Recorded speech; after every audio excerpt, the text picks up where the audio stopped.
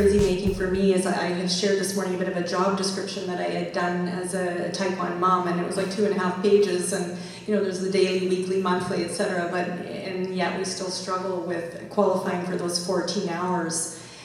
So Nancy's going to share with us a little bit more about how you increase your chances of succeeding in getting the DTC. So, as you guys indicated, a lot of you actually have to requalify in 5 or 10 years. So this is going to be important for you to note. And I'm going to share with you 3 tips and tricks here in order how to requalify. I think the first thing is to know what activities qualify and which ones don't. So you can see on the screen here, monitoring blood sugars, preparing and administering insulin, calibrating, preparing necessary equipment, and maintaining logbooks of blood sugar levels. Those things qualify. And then there's some that are excluded as well. The second thing is actually to keep a log. So if we look at Derek here, he is on injections. So what he's done is actually itemized minute by minute in a week how long he's taken to do everything associated with his type 1 diabetes of that activity list that we just listed.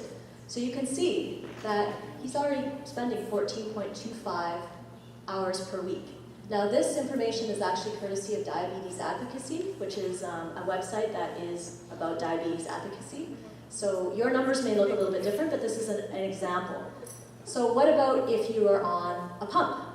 So this is Vivian. You can see that she's on a pump, and she's also done the same thing. In a week, she's actually spent time itemizing all the things that she's doing to control and to manage the highs and the lows and all those different aspects of type 1 diabetes. Did you spend an average of 30 minutes to an hour a week on the phone with companies dealing with pump failures and site problems? Does that count? That is a good question. I don't know the answer to that, but this thing would be the one.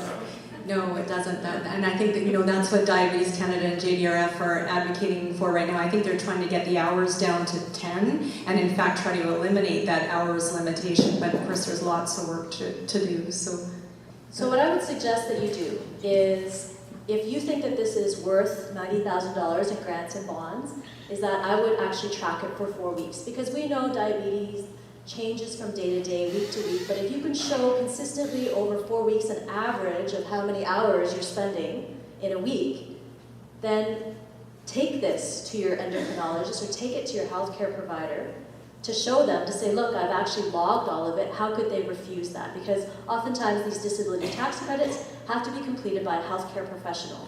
So if you can help them help you, I think that's the best case scenario here.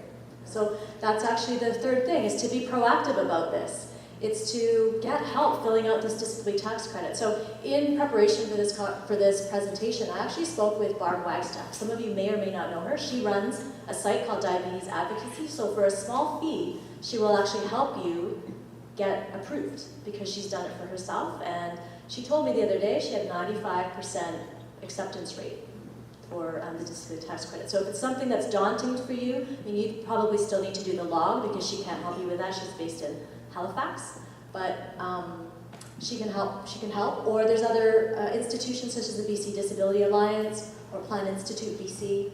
And like I said, have your doctor help you, help your doctor help you. And there's also Facebook support groups, as we've talked about earlier today. There's parent caregiver support groups and young and type 1, those kind of things as well.